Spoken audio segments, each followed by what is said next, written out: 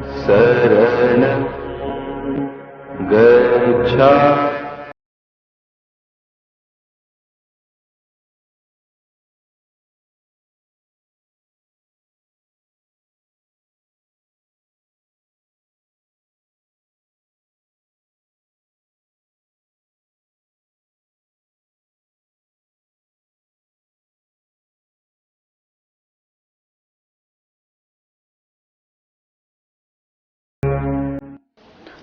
दोस्तों, ये वर्ष बहुत ही महत्वपूर्ण वर्ष है। ये वर्ष बाबा साहब के जन्म का 125वां वर्ष है और इस वर्ष को पूरी दुनिया में एक उत्सव की तरह मनाया जा रहा है। न केवल भारत सरकार बल्कि विश्व के बहुत सारे देशों की सरकारें इस अवसर को एक बहुत बड़े उत्सव के रूप में ले रही हैं। बाबा साहब को आज एक महामानव के रूप में स्थापित किया जा चुका है। मानव से महामानव बनने की इस कहानी पर आज हम कुछ चर्चा करना चाहेंगे। मेरे साथ है जिला अलवर राजस्थान के बाबा साहब के एक बहुत बड़े समर्थक, प्रशंसक, उनके मिशन को आगे बढ़ाने वाले मिशनरी श्री H.K. बैरवा जी।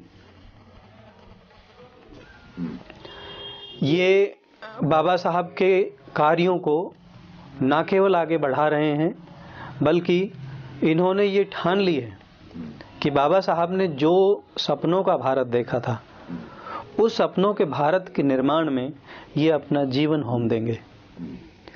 आइए आज हम इनसे कुछ चर्चा करते हैं इसी विषय पर। बैरवा जी, आपका बहुत बहुत स्वागत है। जी धन्यवाद। और मेरा पहला ही सवाल ये है आपसे कि बाबा साहब के बारे में जो आपने जानकारियां जुटाई हैं, बाबा साहब के मिशन की जो जानकारियां जुटाई हैं और बाबा साहब को जो आपने एक तरह से अपने अंदर उतार लिया है, तो हम हमारे स्टूडेंट्स को, हमारे दर्शकों को ये एक जानकारी देना चाहेंगे आपके माध्यम से कि बाबा साहब में आपकी रुचि कैसे पैदा हुई। बहुत ही अच्छा सवाल आपने किया देवेंद्र जी। बाबा साहब अम्बेडकर से मैं इतना क्यों प्रभावित हो गया, जब मैं इस बात का जवाब देने से पहले मैं थोड़ा सा मेरा बैकग्राउंड बताना चाहूँगा जी। कि जब मैं पहली बार स्कूल में गया, 2-4 महीने में स्कूल में गया हूँगा, तो गलती से मैं स्कूल में मैंने जो टीचर का जो घड़ा था उसको छू लिया था। जब उसको छुआ और टीचर को पता चला तो उसने मुझे बुरी तरह डांटा भी और पीटा भी। बचपन से ही मुझे लगा कि आखिर ऐसा क्या है कि मैंने घड़े को छू लिया और इस तरीके से मुझे डांट पड़ी। तो ये मेरे मन में आज तक भी उसी तरीके से बैठा हुआ है। आखिर वो कौन सी वजह है जिसकी वजह से इस तरीके से एक बच्चे को मारा पीटा गया जी। तो ये मैं जैसे जैसे आगे बढ़ता गया जीवन में जी। और जैसे जैसे मैं इस देश की सामाजिक व्यवस्था को समझता गया, वैसे वैसे मुझे वो सवाल जीवन भर आज भी वो उसी तरीके से कचोटता है जी। तो मैं कुछ ढूंढ ही रहा था कि आखिर ऐसा है क्या जो इतना ज्यादा नफरत, इतना ज्यादा भेदभाव, आखिर इसकी वजह क्या है। तो मेरा बैकग्राउंड इस तरीके से था, मैं शेड्यूल कास्ट से बिलोंग करता हूँ। तो मुझे बाबा साहब अम्बेडकर के बारे में बिल्कुल भी जानकारी नहीं थी। उसकी वजह यह थी कि बाबा साहब के बारे में कुछ ऐसा मिलता नहीं है जी। लेकिन जब मैं नौकरी में आया तो मुझे एक छोटी सी एक किताब मिली, एनालिसिस ऑफ कास्ट। जी जी, बाबा साहब की बहुत बढ़िया किताब है। मैं तो कहता हूँ वो मैनिफेस्टो है। ठीक कह रहे हैं आप। तो वो किताब मैंने पढ़ी तो मुझे उस किताब को पढ़ने के बाद में ऐसा लगा कि ये मेरे गांव का ही मामला नहीं है, पूरे देश में ही ऐसी चीज है, ऐसा चीजें हो रही हैं। तो और बाबा साहब अम्बेडकर का जो संघर्ष था इन चीजों को खत्म करने का था, जाति उपजाति, उनमें ऊंच नीच की भावना, ये उनका मकसद था जी। तो असल में मेरी भी एक लाइन बन गई कि बाबा साहब अम्बेडकर का जो मकसद है कि भाई बाबा साहब अम्बेडकर का मकसद कोई पॉलिटिकल मकसद नहीं है जी। उनका तो एक समता मूलक समाज का बनाने का एक मकसद था। तो वो मुझे लगा कि बाबा साहब अम्बेडकर का अगर कोई काम है तो समाज के अंदर इक्वलिटी पैदा करना या समाज के अंदर उनके विचारों को इस तरीके से फैलाना कि सर्व समाज उनके विचारों को माने और जो विचार ये विसंगतियां समाज के अंदर पैदा हो गई ऊंच नीच की उसको सभी लोग खत्म करें। ये किसी के भी हित में नहीं है, कुछ लोगों के हित में हो सकती है लेकिन कुछ लोगों से तो कोई राष्ट्र नहीं बनता। उसके लिए तो सभी लोगों को समानता का अधिकार चाहिए, साथ लेके चलना चाहिए। तो यही मुझे लगा कि बाबा साहब अम्बेडकर का जो कारवा है उसको अगर बढ़ाना है तो मुझे उन विचारों को जन जन तक पहुंचाना चाहिए। और जब मैंने उनके बारे में बहुत सारी जानकारी ली और समाज को भी समझा तो फिर मुझे लगा कि आज मैं बाबा साहब अम्बेडकर के बाद आज भी मैं कहाँ खड़ा हूँ। तो मैंने एक छोटी सी कविता लिखी। अच्छा। वो एक परिचय के तौर पे कि आज इस देश का परिचय क्या है। जी जी बताइए। मेरे संदर्भ में है लेकिन वो पूरा नहीं बताइए, आप बताइए। तो मैंने ये देखा कि मैं कौन हूँ, मैं कौन हूँ। गुलामी मेरा भूतकाल था वर्तमान गिरवी पड़ा है जी। कि मैं कौन हूँ। गुलामी मेरा भूतकाल था वर्तमान गिरवी पड़ा है, भविष्य स्वतंत्र होगा उम्मीद से लड़ रहा हूँ। क्या बात। समता से मोहब्बत, विषमता से नफरत, व्यवस्था से विद्रोह, परिवर्तन मेरी धड़कन, मंजिल मेरा आत्मसम्मान, यही है मेरा परिचय, यही मेरी पहचान। क्या बात। तो मैं पूरी तरीके से डॉक्टर बाबा साहब अम्बेडकर के विचारों के लिए समर्थ हो गया। और डॉक्टर बाबा साहब अम्बेडकर के एक वाकया और मुझे प्रभावित किया जी। कि 18 मार्च 1956 को उनकी जो परिनिर्वाण हुआ था उससे कुछ ही दिन पहले का उनका एक सार्वजनिक सभा थी। उसमें बाबा साहब अम्बेडकर ने एक भाषण दिया था और बहुत मायूस होकर वो भाषण दिया था कि मुझे इन पढ़े लिखे लोगों ने धोखा दिया। तो मुझे लगा ये बाबा साहब अम्बेडकर को पढ़े लिखे लोगों ने कौन सा धोखा दे दिया। तो मुझे वो जिम्मेदारी समझ में आई कि बाबा साहब अम्बेडकर की इन पढ़े लिखे लोगों से क्या चाहत थी। उनकी चाहत यही थी कि ये पढ़े लिखे लोग खुद समझे, इस व्यवस्था को समझे और इस व्यवस्था को लोगों को समझा करके एक ऐसा देश में माहौल क्रिएट करें कि वो समता मूलक समाज बने।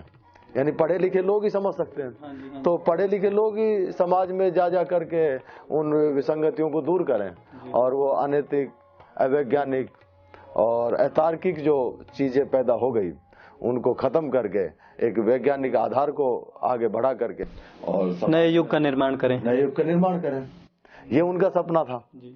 तो इसके लिए मैंने उसी हिसाब से मैं समाज में जाता हूँ और लोगों को समझाता हूँ और ये तो मिशन है, आगे भी चलता रहेगा। मैं चला रहा हूँ, दूसरे बहुत सारे लोग चला रहे हैं, तो मेरा भी एक थोड़ा सा काफी योगदान है। आपने बहुत संघर्ष किया, इसका मतलब उस तरह के जीवन की वो कठिनाइयां पहले आपने जी, उन कठिनाइयों से पहले आपका परिचय हुआ, फिर उनका हल ढूंढना और उन कठिनाइयों को दुनिया के सामने लाना, ये एक बहुत बड़ी बात है। भैरवा जी, एक बात और हम आपको से जानना चाहेंगे कि बाबा साहब ने एक बहुत संघर्ष में जीवन जिया। जब उनकी कहानियां पढ़ते हैं और उनके जीवन के बारे में पढ़ते हैं तो ऐसा लगता है कि उनका जीवन ही एक संघर्ष था पूरा, इसके अलावा कुछ नहीं था। और जो कुछ संघर्ष करके उन्होंने प्राप्त किया वो सब दुनिया को फिर उसके हल के रूप में प्रस्तुत करके और एक समता मूलक समाज बनाने की कोशिश की गई। तो मैं यही जानना चाहता हूं कि बाबा साहब का विशेषकर भारतीय समाज में क्या योगदान रहा। देखिए, बाबा साहब अम्बेडकर की जो लड़ाई थी एक विचारधारा की लड़ाई है। दो विचारधाराएं इस देश में काम करती हैं। एक ऐसी विचारधारा है जो विषमता की बात करती है जी। जिनको विषमता की विचारधारा फायदा देती है वो उसको बनाए रखना चाहते हैं, और जिनका वो नुकसान करती है जी। वो उसको खत्म करना चाहते हैं। तो बाबा साहब अम्बेडकर विषमतावादी जो विचारधारा है उसको खत्म करके समतावादी विचारधारा को पैदा करना चाहते हैं। जी। तो उनको पैदा करने के लिए बाबा साहब अम्बेडकर ने, अगर उनको ये देखें कि बाबा साहब अम्बेडकर का क्या योगदान है, तो मेरी नज़र में बाबा साहब अम्बेडकर ने 25 दिसंबर 1927 एक बहुत बड़ा कार्य किया। अच्छा। एक ऐसी व्यवस्था थी जो वर्ण और जाति पर टिकी हुई थी, और उस व्यवस्था का जो लेखा जोखा था वो था मनुस्मृति का। तो 25 दिसंबर 1927 को मतलब वो एक तरह का समाज को चलाने के लिए कायदे कानून बना रखे थे। एक दस्तावेज था जी जी, जो समाज के अंदर इम्प्लीमेंट आज भी है जी जी, व्यवहारिक तौर पर। तो उसको जलाया ही नहीं। जलाने के बाद में 26 नवंबर 1949 को एक नई व्यवस्था का निर्माण करके, जिसको हम भारतीय संवैधानिक व्यवस्था कहते हैं या लोकतांत्रिक व्यवस्था कहते हैं या समतावादी व्यवस्था कहते हैं, उस व्यवस्था को देश को सौंपा। तो बाबा साहब अम्बेडकर के इस देश के लिए सबसे बड़ा जो योगदान है वो ये दो बड़े योगदान है कि एक तो पुरानी व्यवस्था को खत्म किया और दूसरी उसके विकल्प के तौर पर नई व्यवस्था दी। और अगर हम तीसरा योगदान की बात करें तो जो व्यवस्था अवैज्ञानिक, अतार्किक और अनैतिक सिद्धांतों पर बनी हुई थी, उस व्यवस्था को खत्म करने के बाद में एक विचार दिया जो आध्यात्मिक विचार भी है और उसका आधार वैज्ञानिक है, और वो विचार था तथागत गौतम बुद्ध का विचार।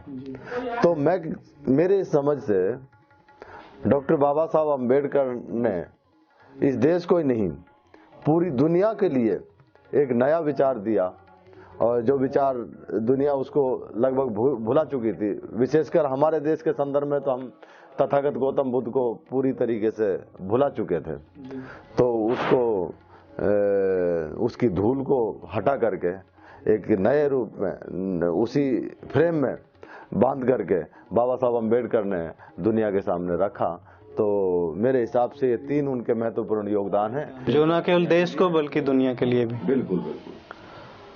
अच्छा भैरवा जी, हम बाबा साहब के जीवन संघर्ष पर बात कर रहे थे जी।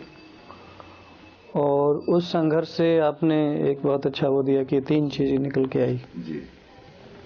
तो मैं ये चाहता हूं कि थोड़ा सा प्रकाश आप उनके जीवन संघर्ष पर भी डालें। उनका जीवन संघर्ष क्या रहा है?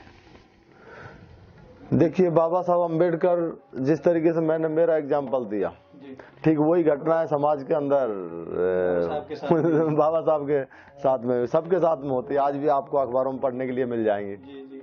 तो यही इस देश की सबसे बड़ी समस्या है। तो बाबा साहब अम्बेडकर के सामने भी ये चीजें आई, तो उन्होंने इनका हल ढूंढा।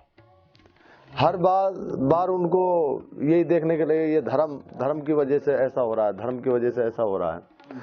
तो ये जो इस देश में जाति और वर्ण बन गए, उसी को एक धर्म का आधार दे दिया गया। तो बाबा साहब अम्बेडकर ने ये देखा कि भाई ये जो विचार है इसके खिलाफ किन किन महापुरुषों ने इसको बदलने की कोशिश की है। तो जिन्होंने भी इस चीज को बदलने की कोशिश की है, उन्होंने सार्वजनिक तौर पर इस बात को स्वीकारा भी कि मैंने मेरे जीवन में 3 गुरु को मैं मानता हूँ, एक तथागत गौतम बुद्ध, एक संत कबीर और महात्मा ज्योतिबा फुले। तो ये 3 ऐसे महापुरुष हैं। इस देश में ये लड़ाई सदियों से चली आ रही है, एक विषमता की और समानता की, जिसको बाबा साहब ने एक किताब भी लिखी है, क्रांति और प्रतिक्रांति।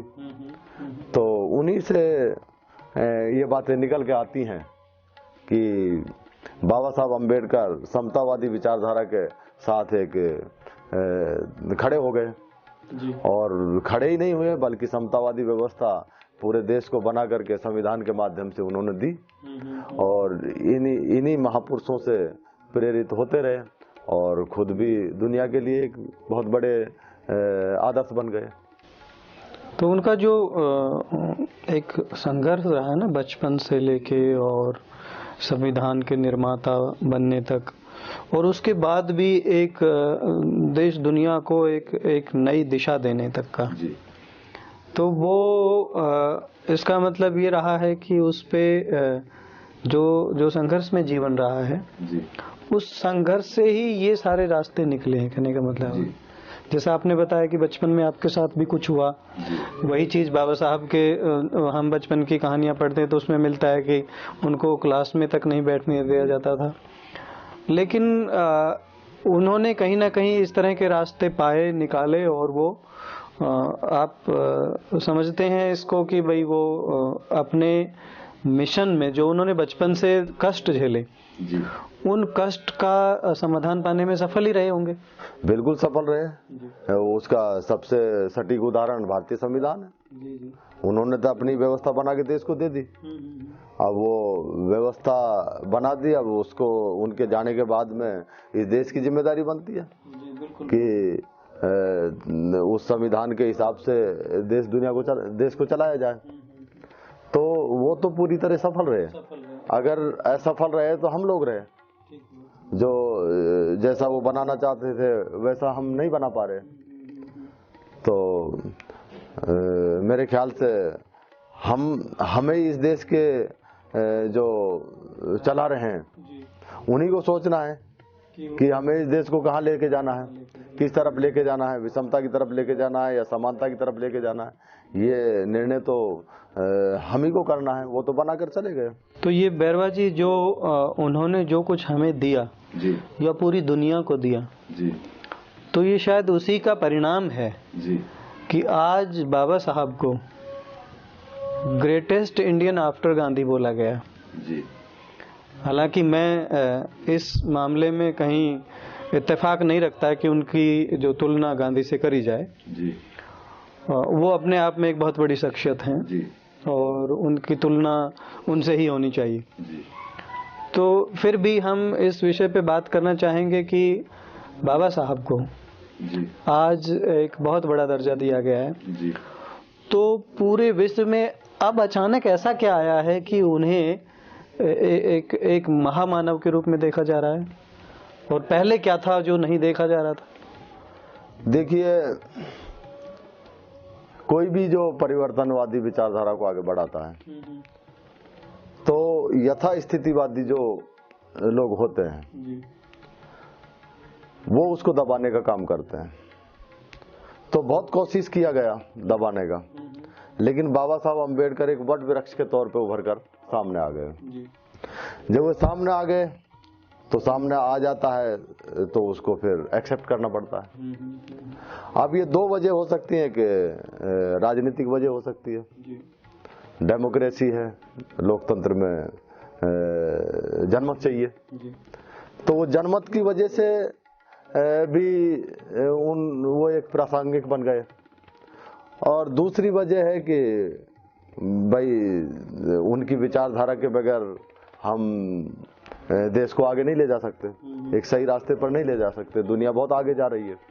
अब वो सारी की सारी जो पुरानी जो मान्यता हैं, जो अतार्किक हैं, अवैज्ञानिक हैं, अनैतिक हैं, जो तो उन चीजों को हम रख करके हम देश दुनिया को आगे नहीं बढ़ा सकते। तो ये एक वजह होगी। और एक आज जैसे जैसे बाबा साहब अम्बेडकर दुनिया के सामने जा रहे हैं तो ये कि इंटेलेक्चुअल जरूरत हो गई, क्योंकि उनको समझे बगैर, जाने बगैर हम हमारे अपने जो विकास है, चाहे वो राजनीतिक विकास हो, धार्मिक विकास हो, सांस्कृतिक विकास हो, आर्थिक विकास हो, सामाजिक विकास हो, किसी भी क्षेत्र में उनको इग्नोर नहीं कर सकते। ये एक बहुत बड़ी इंटेलेक्चुअल जरूरत हो पड़ी है। मतलब कहने का मतलब यह है कि आज पूरे विश्व को बाबा साहब की जरूरत आन पड़ी है, और उनकी जो दिखाए मार्ग थे उन पर चलने की आवश्यकता महसूस हो रही है। इसका परिणाम है कि आज उनको बहुत बड़ा दर्जा दे दिया गया है। आप देखिए ना, भारत में भी अगर हम उनके कार्यों का एक मूल्यांकन करें तो पानी से संबंधित नीतियां, वित्त में तो उनका बहुत बड़ा एकाधिकारी रहा है। एक तरह से वित्त क्षेत्र में उनके योगदान का ही ये आज परिणाम है कि हम भारतीय रिजर्व बैंक जैसा एक बहुत बड़ी संस्था आज हम देख पा रहे हैं। तीसरा, उन्होंने जो समाज के लिए किया वो तो अतुलनीय है। तो बाबा साहब ने जो आज हम देख पा रहे हैं बैरवा जी कि औरतों को उनका समान अधिकार देना, जिसके लिए वो एक अपने इस्तीफे तक पे अड़ गए थे और इस्तीफा भी देना पड़ा उन्हें अपना। और राष्ट्रीय समस्या जो आज हमारी एक अंतर्राष्ट्रीय समस्या के रूप में परिणित हो चुकी जम्मू कश्मीर, उस पर भी उन्होंने काफी ध्यान दिया और उस समय अपने इस्तीफे में भी उनको उस समस्या को डाला कि भाई ये भी एक भारत की समस्या जो मैं हल नहीं कर पा रहा हूँ या मेरे से नहीं हो पा रही है, तो मैं उसके लिए भी इस्तीफा दे रहा हूँ। मुझे लगता है ये सारी चीजें जब हम पीछे जाते हैं और देखते हैं तो ऐसा लगता है कि अब बाबा साहब बहुत प्रासंगिक हो गए हैं आज के जमाने में। तो मेरा आपसे एक ये प्रश्न है जो हमारे दर्शक जानना चाहेंगे कि बाबा साहब ने इस भारत को बनाने का एक सपना लिया होगा, तो आपके अनुसार, आपने बाबा साहब पे चूंकि बहुत अध्ययन किया है और बाबा साहब के एक बहुत बड़े आप अनुयायी के रूप में अपने आप को सामने लाए हैं, उनके मिशन को बहुत आगे बढ़ाना चाहते हैं, तो आपके अनुसार वो कैसा भारत रहा होगा, बाबा साहब के सपनों का भारत? देखिए देवेंद्र जी, आपने बहुत ही अच्छा सवाल खड़ा किया है, क्योंकि हर महापुरुष का एक सपना होता है जिसके लिए वो पूरे अपनी लाइफ लगा देता है। तो बाबा साहब अम्बेडकर ने भी एक सपना देखा है, पूरे देश के लिए देखा है, पूरी दुनिया के लिए देखा है। तो वो सपना, अब बाबा साहब तो चले गए, अब वो जो सपना है उसकी अगर हम बात करें तो एक बहुत बड़ा वो दस्तावेज इस देश को दे के गए भारतीय संविधान के रूप में। अब भारतीय संविधान ही के अनुरूप इस देश को बनाना, यही उनका सपना था, सबसे बड़ा सपना यही था। बिल्कुल यही सपना था। अब भारतीय संविधान को किस के अनुसार इस देश को कैसे बनाना है, तो उसको समझने के लिए पूरे संविधान को पढ़ने की जरूरत नहीं है। केवल जो उनका संविधान का प्रियम्बल है, जो उद्देशिका है, प्रस्तावना है, उसको पढ़ लेना काफी है। क्योंकि ये संविधान की जो आत्मा है या बाबा साहब अम्बेडकर की जो आत्मा है, मैं तो कहता हूँ वो भारतीय संविधान की प्रस्तावना है। और मैं इस आपके माध्यम से एक देश को एक संदेश देना चाहता हूँ कि जो जिस तरीके से राष्ट्रगान को कोई भी सामाजिक या राजनीतिक जो शुभारंभ किया जाता है किसी प्रोग्राम का, उसके पहले उसको गाया जाता है। तो मेरे हिसाब से इस देश को अगर बाबा साहब के सपनों का भारत बनाना है, तो जो भारतीय संविधान की जो प्रियम्बल है उसको किसी भी सार्वजनिक प्रोग्राम के समापन के दौरान उसको बोला जाना चाहिए।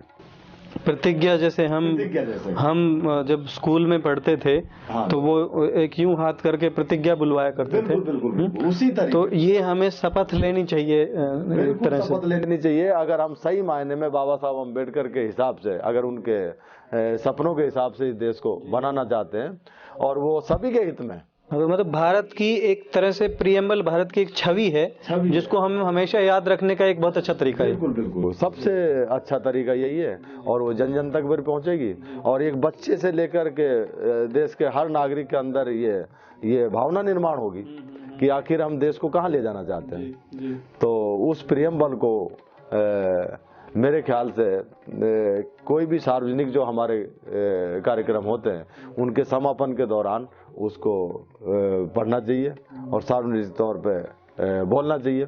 मुझे तो अच्छा, मैं ये भी कहना चाहता हूँ इस मौके पर कि देश के हर नागरिक को वो कंठस्थ याद होनी चाहिए।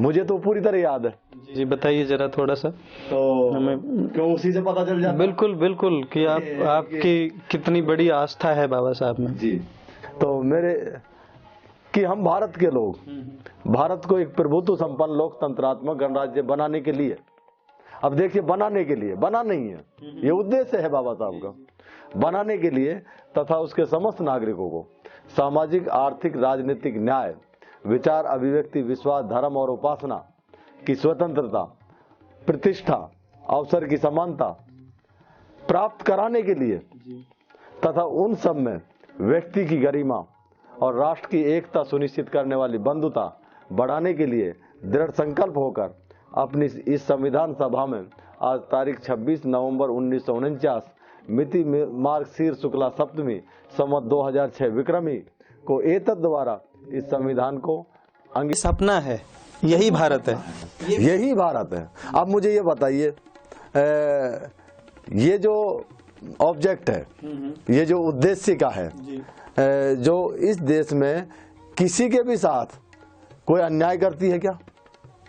सारे देश के नागरिकों को अवसर की समानता की बात करती है, सारे देश के नागरिकों को वो गौरवान्वित महसूस करें।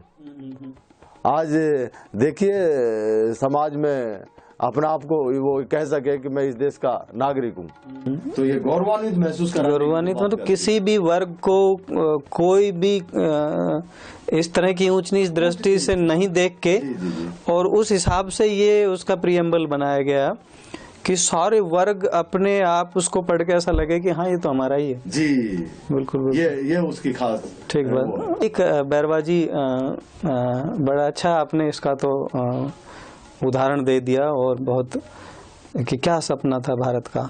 अगर किसी को ये देखना हो कि सपना क्या था तो वो प्रियम्बल पढ़ ले, बस प्रस्तावनाओं को पढ़ ले। बाबा साहब ने अपने संघर्ष में जीवन में बहुत उतार चढ़ाव देखे, और उसके बाद जब वो भारत की व्यवस्थाओं को, यहाँ की धार्मिक व्यवस्थाओं को, परंपराओं को, और यहाँ के जितने भी और कुछ समाज में घटनाएं होती हैं या तीज त्योहार होते हैं, जो कुछ भी होता है सब देखे उन्होंने, और बहुत कुछ सहन भी किया।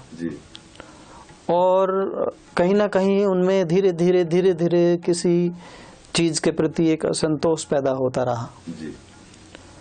उस असंतोष के परिणाम स्वरूप एक बार उन्होंने कहा भी कि मैं हिंदू जन्मा अवश्य हूं लेकिन मरूंगा नहीं, और ऐसा हुआ भी। बिल्कुल।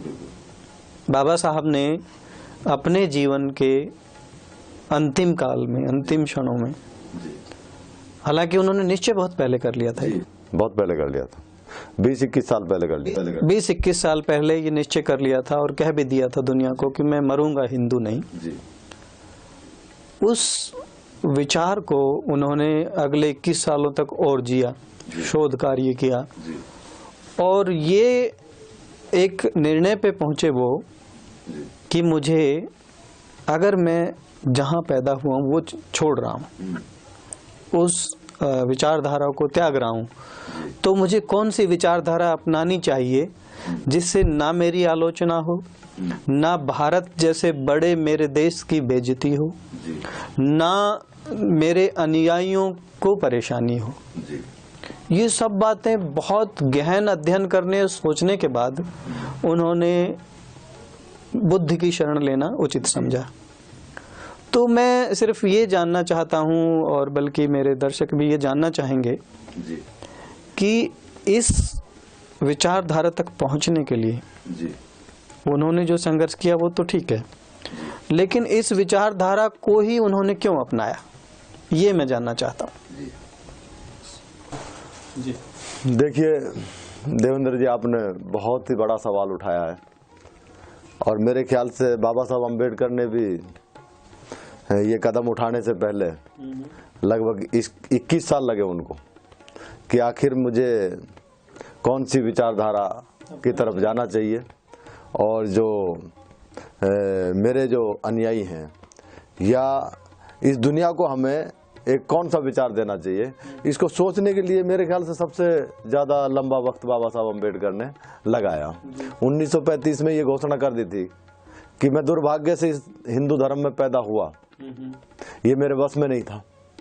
लेकिन मैं हिंदू धर्म में मरूंगा नहीं, ये मेरे अपने बस में है। तो इसको सोचने के लिए बहुत लंबा समय लिया उन्होंने। और उनका 6 दिसंबर 1956 को उनका महापरिनिर्वाण हो गया। उससे कुछ ही दिन पहले उन्होंने ये रास्ता अपनाया। तो अब सवाल ये उठता है कि बाबा साहब अम्बेडकर ने गौतम बुद्ध का ही रास्ता क्यों अपनाया? ये सबसे बड़ा सवाल है। तो इसमें कई सवाल आते हैं कि बाबा साहब अम्बेडकर कहीं ऐसा तो नहीं है कि उनको लगा कि मैं दूसरी विचारधारा में जाऊंगा तो मेरे क्रिटिसाइज किया जाएगा मुझे। लेकिन मेरे ख्याल से ये एक कोई वजह नहीं थी। बाबा साहब कोई क्रिटिसाइज डरते नहीं थे। जो सच्चाई का रास्ता है उसको वो अपनाते थे। तो जितने भी धर्म हैं, मेरे ख्याल से जहाँ तक मैंने उनके बारे में पढ़ा है, जाना है, जितने भी धर्म है वो आस्था के ऊपर टिके हुए हैं। यानी आपको मानना है, जानने की उनमें कोई गुंजाइश नहीं है। और जब जहां आस्था आ जाती है वहां गुलामी आ जाती है।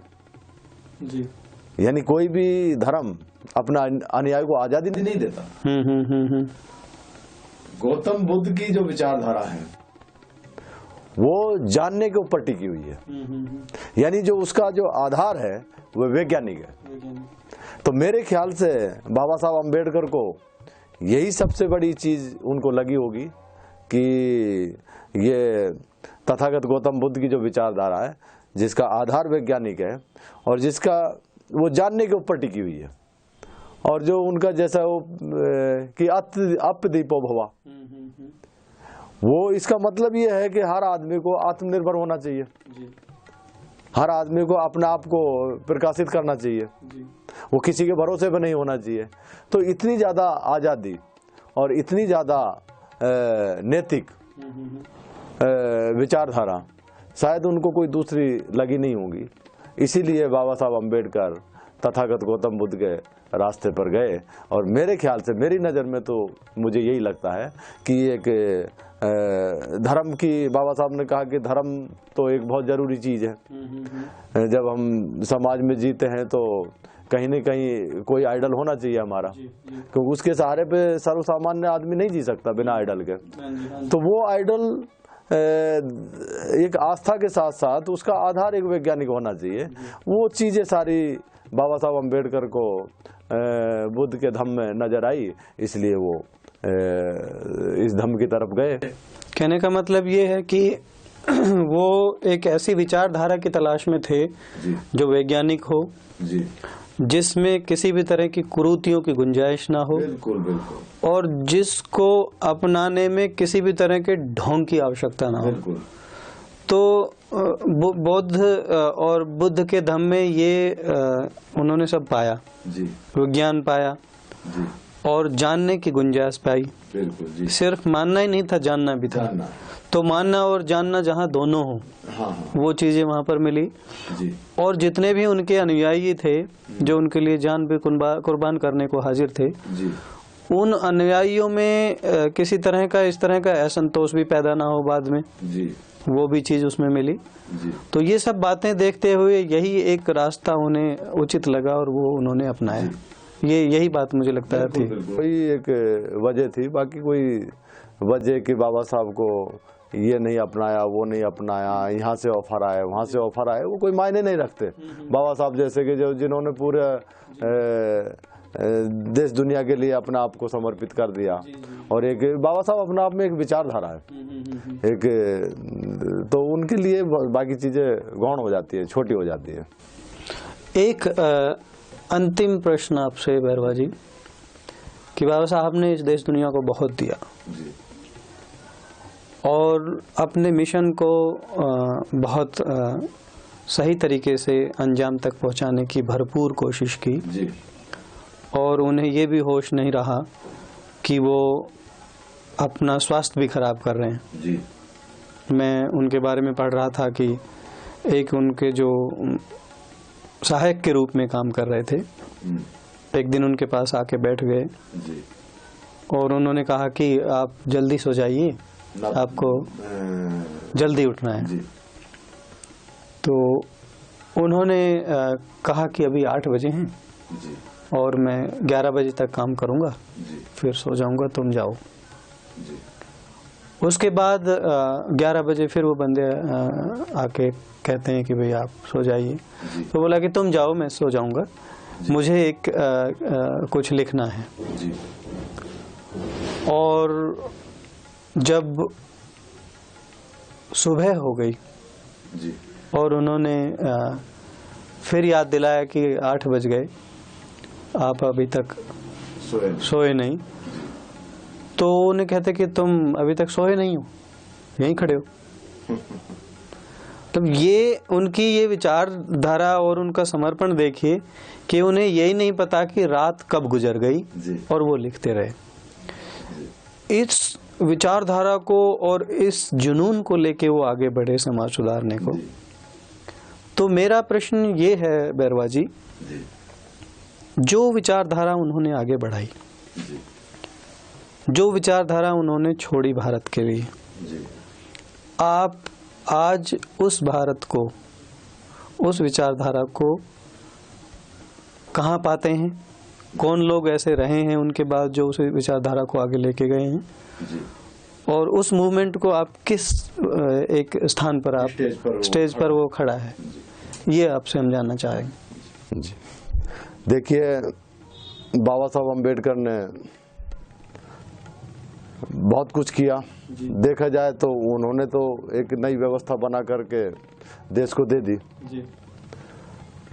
अब उस व्यवस्था को इम्प्लीमेंट करना उनके जाने के बाद में ये इस देश का काम था। लेकिन उनके जाने के बाद में या उनकी विचारधारा को बढ़ाने का काम उनके जो उनकी विचारधारा जिनको फायदा दे रही थी उनका काम था। लेकिन उनके जाने के बाद में मेरे ख्याल से पूरी तरह ये बात बंद हो गई और एक उनके अनुयायियों में एक ऐसी बातें पैदा हो गई कि भाई सब कुछ बाबा साहब अम्बेडकर ने कर दिया, अब हमें क्या करना है। एक ऐसा उन्होंने और उनके गुणगान उन्होंने करना शुरू कर दिया। लेकिन सच्चाई तो ये है कि बाबा साहब अम्बेडकर तो एक लिखित दस्तावेज दे के गए, उसका इम्प्लीमेंट होना बाकी है। वो हमें ही करना है, वो हमें करना है। जी। तो वो बिना जनमत के नहीं होता। तो जनमत बनाने की बजाय उनके विचारों के समर्थन में जनमत बनाने की बजाय उन्होंने बाबा साहब अम्बेडकर का गुणगान करना शुरू कर दिया। तो 6 दिसंबर 56 के बाद में उन्हें एक जाति के दायरे में बांधने का काम किया। जो लोग उनकी विचारधारा को नहीं चाहते थे कि वो इस देश में पैदा हो और हमारे जो विशेषाधिकार सदियों से मिल रहे हैं वो छिन जाएं, तो वो तो क्यों चाहेंगे? तो वही चाहेंगे जिनकी बाबा साहब अम्बेडकर की विचारधारा की वजह से जिनको कुछ नहीं मिला था, जो मिलना शुरू हो गया। तो उनकी ये जिम्मेदारी थी किस मिशन को आगे बढ़ाएं। बिल्कुल उनकी जिम्मेदारी थी। जी। तो उन्होंने बाबा साहब अम्बेडकर का जातीयकरण कर दिया। अच्छा। और जो नहीं चाहते थे कि बाबा साहब अम्बेडकर पूरे देश के नायक बने, पूरे देश के लिए एक आइडल बने, उन्होंने भी उनके दायरे को छोटा करने का प्रयास किया या उनको दबाने का प्रयास किया। और उन्होंने भी जो उनके समर्थक थे वो भी जातीय आधार पर उनको रखने लगे। मैं भी यही सोचा कि हमारे लीडर हैं, बस हमारे लीडर हैं। लेकिन एक बहुत बड़ा मोड़ बाबा साहब की विचारधारा में आया और जिनको जिस तरीके से ये आधुनिक भारत में महात्मा फुले ने ये शुरुआत किया, छत्रपति साहू जी महाराज ने इस बात को और आगे बढ़ाया और बाबा साहब अम्बेडकर ने तो उनका अंतिम परिणाम के तौर पे ये सब मिला, जिसकी वजह से आज बड़े पैमाने पर बहुत लाभ हुआ है। सभी को लाभ हुआ है, बैकवर्ड को भी हुआ है, फॉरवर्ड को भी हुआ है, किसी का कोई कुछ छीना नहीं है। लोग ऐसे उनके बाद आए हैं जिन्होंने इस मिशन को आगे बढ़ाया हो? अगर मेरी नज़र में अगर मैं कहना चाहूँ तो उन्हीं के हिसाब से, उन्हीं के जैसा बाबा साहब चाहते थे, तो उसी हिसाब से काशीराम जी बड़े सफल रहे हैं। उन्होंने बाबा साहब अम्बेडकर को एक जातीय दायरे से बाहर निकाल करके एक बहुसंख्यक समाज के सामने उनको रखा है, और उन्हीं को नहीं रखा, उनके साथ साथ जो पहले से ही इस विचारधारा के लिए संघर्ष कर रहे थे। इतने बड़े पैमाने पर वो सफल नहीं हुए जितने बड़े पैमाने पर बाबा साहब अम्बेडकर सफल हुए, और वो अलग अलग जातियों के थे, शेड्यूल कास्ट के भी थे, उनमें शेड्यूल ट्राइब्स के भी थे, अदर बैकवर्ड क्लास के भी थे। जैसे महात्मा फूले हैं वो ओबीसी के हैं, साहब जी महाराज हैं वो भी बैकवर्ड कम्युनिटी से बिलोंग करते हैं। उधर साउथ में पेरियार रामास्वामी नायकर हैं, उधर ये बिरसा मुंडा है वो आदिवासी हैं। तो काशीराम जी ने सारे के सारे देश के अंदर नारायण गुरु है, गुरु घासीदास है, बहुत सारे संत गुरु महात्मा हैं, उन सबको उनके विचारों को पुनर्जीवित करके और समाज के सामने रखा। और काशीराम जी ने की वजह से ही जो एक बाबा साहब के अनुयायियों ने वो दलित के दायरे में जिन चीज़ों को समेट कर रख दिया था, एक जाति विशेष के दायरे में समेट कर रख दिया था, उनको उन्होंने ब्रॉड किया। कहने का मतलब ये है कि बहुजन को एकत्रित किया, बहुजन को एकत्रित किया और बहुजन को एकत्रित ही नहीं किया, उनका इतिहास उन्होंने ढूंढा। एक लिटरेचर, ये जो बहुजनवाद का जो लिटरेचर आज आपको दिखाई देता है बड़े पैमाने पर, वो काशीराम जी की वजह से पैदा हुआ। और लिटरेचर के साथ साथ बहुत सारी चीज़ें समाज के अंदर एक प्रेरक के तौर पर बाबा साहब के मिशन के प्रति लोगों में एक आदर्श खड़ा किया कि गांव-गांव गली-गली खुद एक वो भी एक बड़े आदर्श बने। इसका मतलब ये है कि बाबा साहब का जो मिशन है अब एक आकार तो ले चुका है। बिल्कुल बिल्कुल। और अब हम उनके सपनों के भारत का निर्माण होता हुआ देख तो रहे हैं। बिल्कुल। कि वो चीज़ें और वो मूवमेंट अपने किसी एक स्टेज पे तो अभी पहुंची है और अब उसको बहुत आगे ले जाने की जरूरत है। देखिए, आपने एक बहुत बड़ा अच्छा सवाल खड़ा कर दिया कि ये आकार ले चुका है।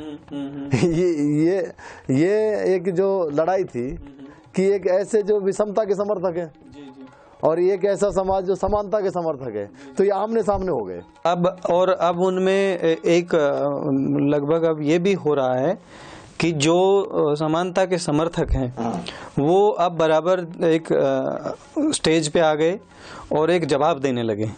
ये स्थिति पैदा हो गई। देखिए, जवाब देने लगे, इसके साथ साथ वो समानता के जो समर्थक हैं उनमें ये समझ भी पैदा हो गई कि बाबा साहब अम्बेडकर किसी जाति विशेष के या इंसानियत के खिलाफ नहीं थे और वो खुद चाहते हैं कि जो सवर्ण समाज जिसको आज कहते हैं, जिसके बारे में एक इतिहास भी बताता है कि भाई बहुत शोषण हुआ, मैं उसकी चर्चा नहीं करना चाहता, लेकिन जो बाबा साहब के समर्थक है वो खुद चाहते हैं कि जो सवर्ण तबका है वो खुद हमारे साथ आए और साथ आकर के बाबा साहब को मानना। एक चीज और पैदा हो रही है कि बाबा साहब को मानने वाले बहुत पैदा हो गए, तो मानना और बाबा साहब की मानना ये दोनों चीज अलग है, दोनों अलग बात, दोनों बिल्कुल अलग बात है।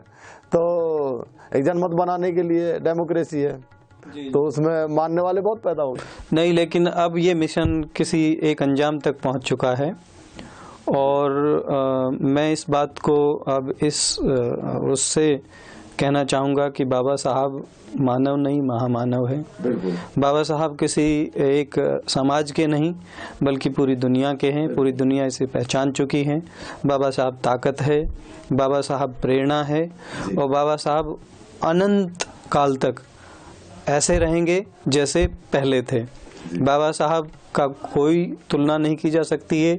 गांधी से तुलना करना ये लोगों की अपनी एक विशेष भावनाएं या जो भी हो सकती हैं। गांधी गांधी है, डॉक्टर अंबेडकर हैं।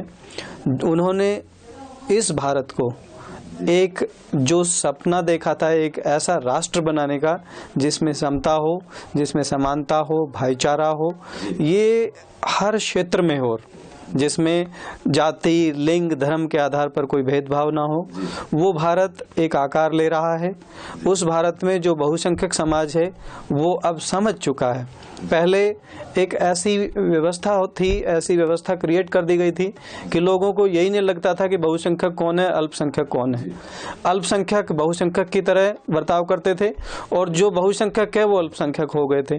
आज बहुसंख्यक ये समझ चुके हैं कि बाबा साहब ने जो एक सपना देखा था वो उस बहुसंख्यक समाज के लिए देखा था जो अल्पसंख्यक की तरह देखा जाता था, जिसके पास कोई अधिकार नहीं थे।